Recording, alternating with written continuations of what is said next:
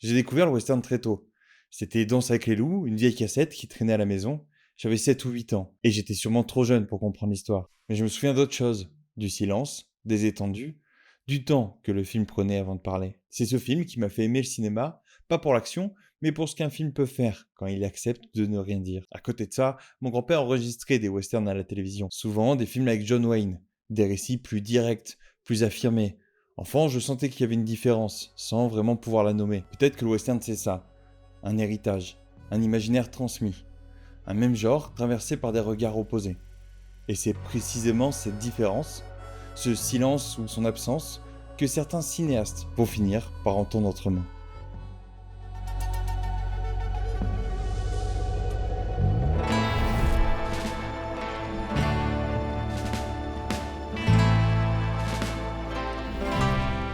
Au tournant du XXe siècle, l'Amérique change. Et le Far West, tel qu'on l'imagine, est déjà en train de disparaître. Les terres sont découpées, administrées.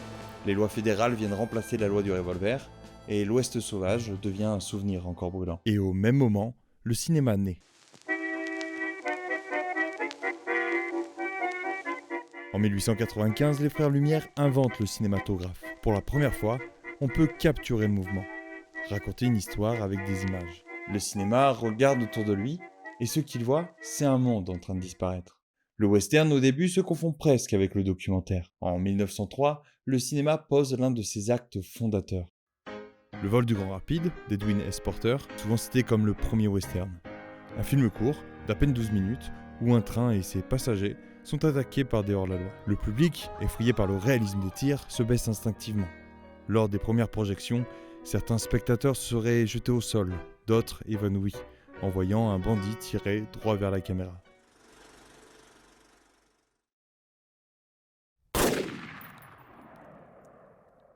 Vrai ou pas, peu importe, le western est né.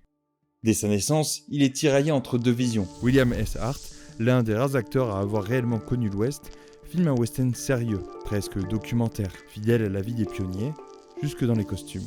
Face à lui, Tom Mix propose l'exact opposé. Il transforme le western en spectacle populaire. Ses films débordent d'action, de costumes flamboyants, de cascades, de rire et de danger. Cette dualité fonde le western classique. Une tension permanente entre la réalité et le rêve, entre le documentaire et le divertissement. Rapidement, ce second style prend le dessus. Raconter l'Ouest avec nuance est moins vendeur, et sans doute trop risqué pour l'époque. Et puis, l'Amérique veut croire à ses mythes, à ses héros simples et rassurants. Alors, Tom Mix et ses héritiers envahissent les écrans. Ces films façonnent le western pour des décennies. Le western devient une certitude. Une histoire que l'Amérique se raconte encore et encore, non plus pour comprendre son passé, mais pour s'y rassurer. Dans les années 1920-1930, le western envahit Hollywood.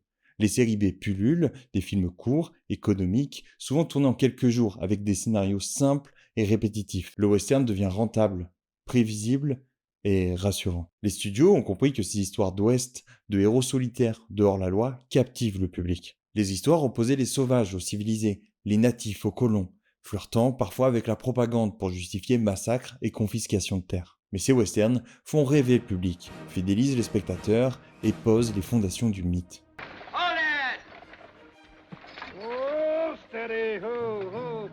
La Chevauchée fantastique de 1939 marque un tournant.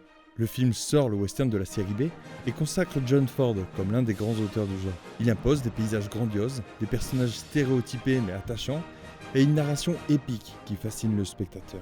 Ford retourne sans cesse à Monument Valley pour créer une géographie mythologique reconnaissable. Il révèle aussi John Wayne, qui devient progressivement l'incarnation du héros américain. Pendant plus de 20 ans, Ford et Wayne vont façonner l'imaginaire de l'Ouest. Peu à peu, certains westerns commencent à nuancer leur regard. Le héros n'est plus seulement une figure morale parfaite. Des personnages deviennent plus ambivalents. Mais le western parle souvent à la place des natifs, même quand il croit les défendre. Nous devons grandir, bien sûr, mais non au détriment de toutes les choses que notre pays doit protéger. Toutes les promesses faites aux Indiens et consignées dans les traités sont aussi sacrées que notre parole. Sous prétexte de grandir, nous n'allons pas persécuter toute une partie de notre peuple parce qu'elle a la peau rouge et qu'elle ne vit pas comme nous.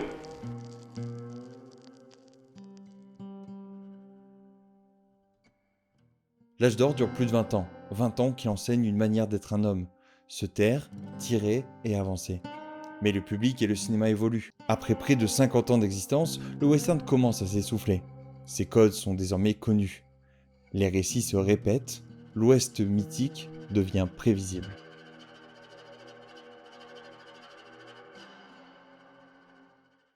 Ces mythes ne vivent pas seulement dans les films.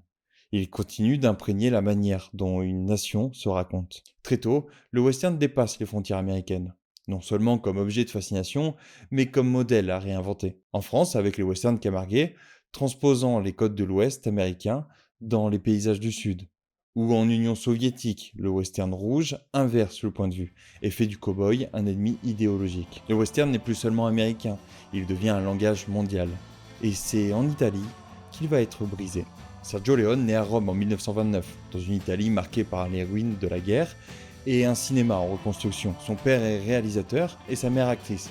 Alors, il grandit sur les plateaux, au contact d'un cinéma italien industriel, efficace, mais souvent mécanique. Dans les années 1950, l'Italie produit en masse des péplums. Leone y travaille, mais sans fascination particulière. Puis il découvre Spartacus de Stanley Kubrick. Le film lui révèle une idée essentielle. Je voyais que nous, en Italie, par exemple, à l'époque, nous faisions beaucoup de péplum. Et nous étions italiennes, avec derrière les peaux toute une tradition romaine et tout ça. Et il est arrivé un metteur en scène qui s'appelle Kubrick, qui a fait un film qui s'appelle Spartacus, beaucoup mieux de nous. Alors je me suis dit, ça va la peine d'exploiter aussi dans l'Ouest, parce que je voyais qu'à part Ford, à part très rares metteurs en scène américains, on n'avait pas essayé jusqu'au bout.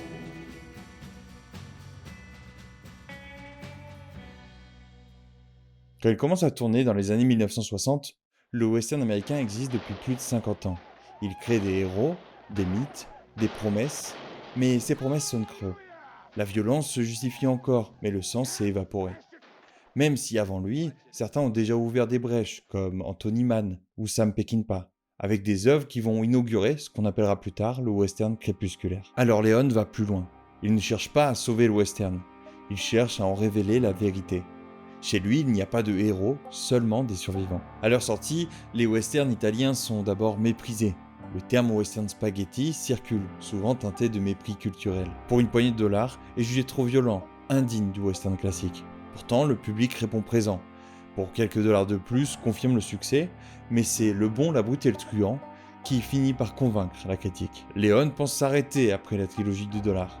Mais Il était une fois dans l'Ouest, de 1968, devient un pivot. Poésie et violence, fin d'un monde, survie et disparition se mêlent. L'homme sans nom ne défend ni la loi, ni la justice.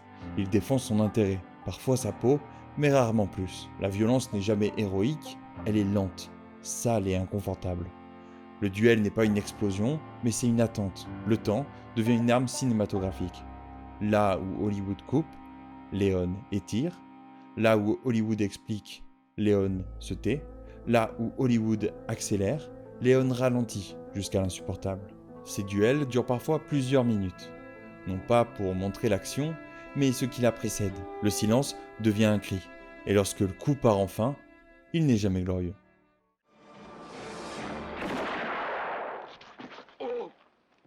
La violence n'est pas une récompense, c'est une conséquence. Visuellement, Leone fracture le mythe. Plan large, écrasant, puis sans prévenir, des gros plans extrêmes. Le spectateur n'est plus confortablement installé. Il est coincé entre l'infiniment grand et l'infiniment proche, entre le mythe et la chair. Et puis il y a Ennio Morricone. Chez Leone, la musique ne vient pas accompagner l'image. Elle la précède, elle la structure, parfois elle la remplace. Des thèmes simples, un sifflement, un cri, une cloche, un rythme sec, deviennent des personnages à part entière. Ils annoncent le danger, installent la tension et transforment une scène immobile en moment mythologique. Morricone compose souvent les thèmes avant le tournage. Leone les diffuse sur le plateau, les acteurs jouent déjà au rythme de la musique. Le film est pensé comme une partition, le cinéma devient chorégraphie. Ce qui rend le cinéma de Leone si puissant, c'est qu'il ne fait jamais la leçon. Il ne dénonce pas, il montre. Dans ces westerns, l'Ouest n'est pas un territoire à civiliser, c'est un champ de ruines morales. La loi est corrompue, les institutions sont faibles, l'argent gouverne tout. Les guerres ne sont pas glorieuses, elles sont absurdes, sales et inutiles. Dans Le Bon, la Brute et le Truand, la guerre de sécession n'est qu'un bruit de fond. Des hommes continuent de mourir pendant que d'autres cherchent de l'or. Léon filme un monde où l'histoire écrase les individus et où les individus n'ont d'autre choix que de ruser pour survivre.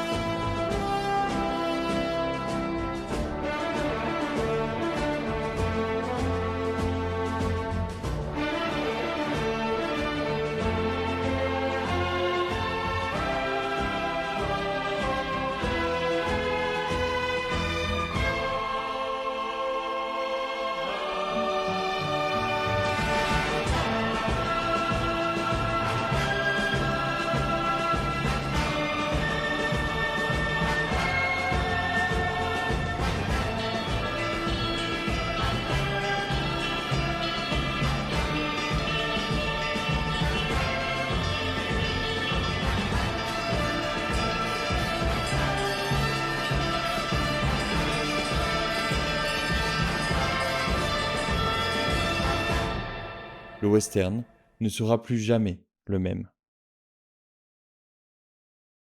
Après Léon, le western sait trop de choses pour redevenir innocent. Il ne tue pas le western, il l'oblige à se regarder en face. En 1964, John Ford sort Les Cheyennes, reconnaissance tardive mais nécessaire. Do you think the early settlers would have been proud of the America we have today? What has that got to do with films? Because a lot of people, for right or wrong, regard you as one of the foremost, if not the foremost, chronicler of American history. Hence the question? Hence the question. Well, right now I think they'd be bloody well ashamed of us. Les peuples natifs ont été détruits. Des figures fondatrices disparaissent. Avec elles, c'est une idée simple et rassurante de l'Ouest qui s'éteint. Longtemps, les femmes du western n'ont été que des figures de passage. Quand le mythe s'effondre, elles cessent enfin d'être des idées, elles deviennent des personnages. Le western se déplace vers la fin de la frontière, dans un monde où le mythe ne tient plus. La disparition du code Hays en 1968 ouvre la voie d'une violence frontale. Clint Eastwood devient une figure centrale du western. Dans L'Homme des Hautes Plaines ou Josey Wales, hors la loi, il incarne des hommes fatigués, souvent d'anciens tueurs, tentant de survivre dans un monde sans repères moraux. Chaque action a un prix, chaque duel des conséquences. Même les œuvres tardives, comme Impitoyable ou l'assassinat de Jesse James par le lâche Robert Ford, dressent le constat d'une fin de cycle. Les cow-boys vieillissent, se reconvertissent, disparaissent du paysage. Le western est né avec le cinéma. Il a façonné des imaginaires, créé des héros, forgé des légendes. Des séries B à John Ford, de Tom Mix à John Wayne, il a imposé des codes puissants. Pour beaucoup d'enfants, ces récits étaient des contes. Puis viennent des cinéastes comme Sergio Leone. Avec eux, le western cesse d'être un simple spectacle. Il devient vérité. Et paradoxalement, en lui rendant cette honnêteté, il le rend plus libre. Le genre peut aujourd'hui se permettre des récits audacieux, des héros imparfaits, des intrigues sombres, ou à l'inverse, des histoires plus légères. Il retrouve sa diversité et sa liberté. Le western n'a jamais été un simple récit. Il est un miroir tendu à une nation, et parfois à ceux qui regardent.